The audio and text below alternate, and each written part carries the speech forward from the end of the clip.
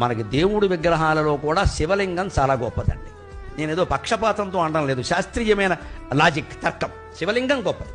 ఇతర దేవతా విగ్రహాలన్నిటికంటే శివలింగం గొప్పది. ఎందుకంటే శివలింగానికి కళ్ళు, ముక్కు, చెవులు, కాళ్ళు లేవండి. గమనించండి.